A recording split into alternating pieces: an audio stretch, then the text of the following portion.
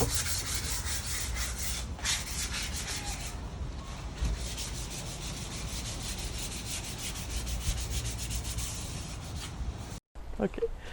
Alors, Bonjour Marc. bonjour. Alors, est-ce que tu pourrais te présenter un petit peu? Oui, alors je m'appelle Marc Weiss. Je fais de la sculpture depuis pas mal d'années. Et puis j'ai appris, bon, j'ai fait des études un peu là-dedans. J'ai un bac en art plastique, mais je pense que la plupart de mon cheminement, ça a été fait tout seul. Après ça, c'est comme au pif, on peut dire. Alors, j'ai des pièces, plusieurs matériaux. La plupart du temps, j'essaye de prendre des matériaux que je trouve, que je récupère, que je ramasse. Là, par exemple, c'est la poutre qui est là que j'ai ramassée, que c'est une trouvaille extraordinaire.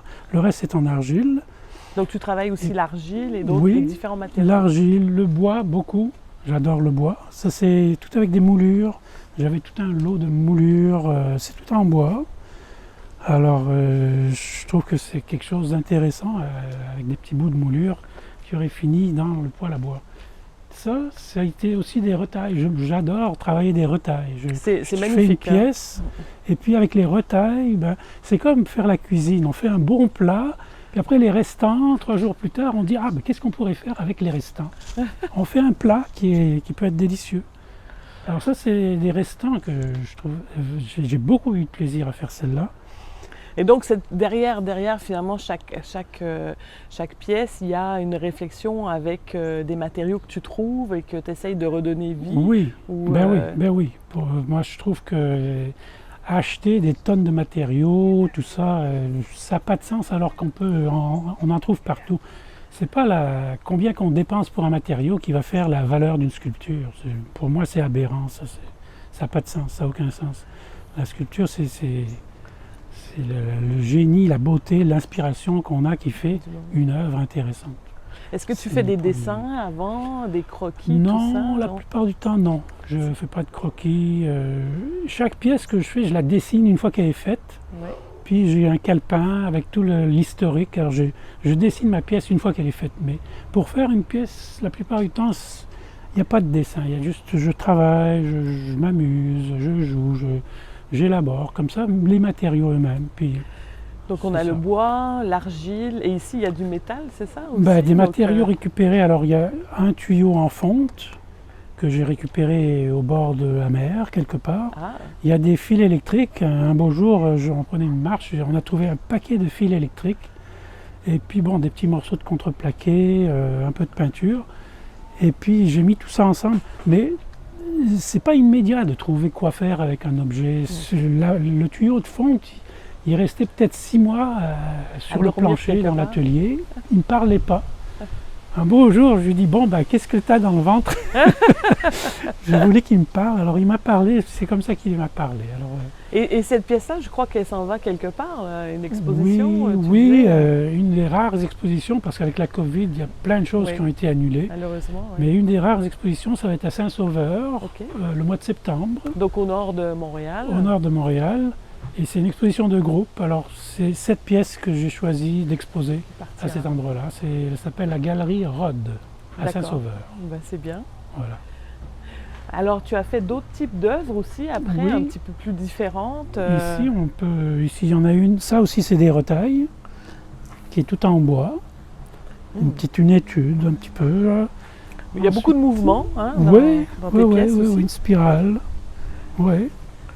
Ça aussi, c'est des retailles, toutes des retailles de cèdre. D'accord. Ça me parle beaucoup, les retailles. Ça, c'est pareil. Ça, c'est tout en pierre. Je travaille la pierre de temps en temps. Ça aussi, c'est des retailles. Je vais à un atelier qui s'appelle l'atelier Sculpte, et puis où on sculpte la pierre. D'accord.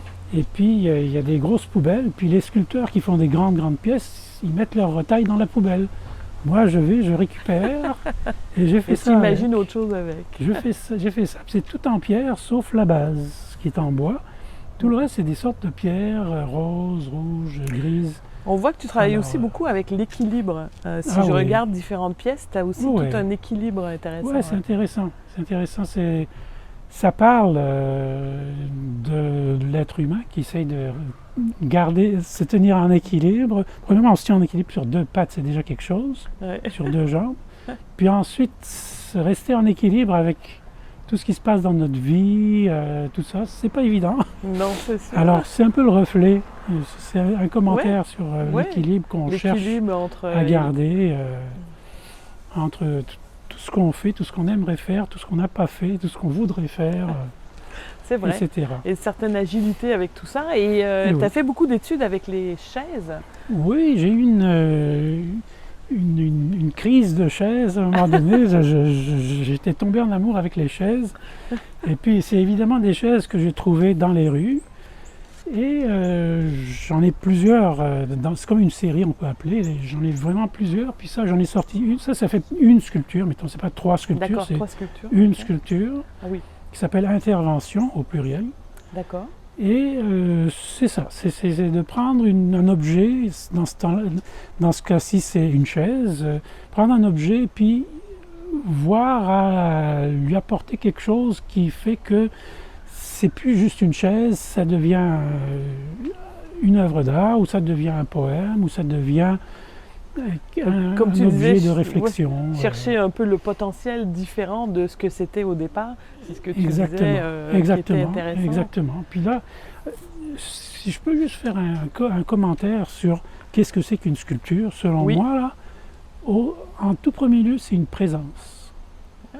C'est pas quelque chose qui passe par la tête, qu'on essaye de comprendre, d'analyser. C'est une présence. On met une sculpture quelque part, soit qu'on est touché ou pas par sa présence. C'est comme D'accord. un être humain, une personne, un animal même. On est au début, on est touché par la présence de la personne, de l'animal, de la sculpture. Pour moi, elle est juste là. Il n'y a pas besoin d'analyser, de conceptualiser, puis tout ça. Elle est là. Elle est là. Soit qu'on est touché ou pas. Ouais. C'est quelque chose qui est venu au monde, qui est là, Et qui puis c'est tout. Ça nous parle, mais pas forcément par la tête. Ça nous parle par en l'être. vrai. Et une petite dernière question, quel est le rôle finalement du sculpteur par rapport à la société dans laquelle on vit Ben, moi, je perçois la société, moi ce que je perçois, c'est que la société est faite d'individus. Mhm. Et moi, je préfère parler à l'individu, parler à une personne, parler à... Ça se passe, c'est intérieur, hein, c'est très intérieur, qu'une sculpture te touche ou pas, c'est l'individu qui va être touché. C'est pas forcément, je ne cherche pas forcément à faire Ouais. un mouvement social Oui, oui, oui. avec ça, j'y crois pas tellement. Mais si ça peut parler à l'individu, que l'individu réalise quelque chose, Ressente soit quelque sensible à quelque chose, ben, c'est ça Le rôle du sculpteur. ce qui peut changer la société. C'est si chaque individu devient plus sensible, plus éveillé, plus ouvert, ben, la société va changer. C'est pas, pour moi, c'est comme ça que ça peut fonctionner. C'est tout. C'est super. Merci beaucoup, Bon. Marc. Ça me fait plaisir.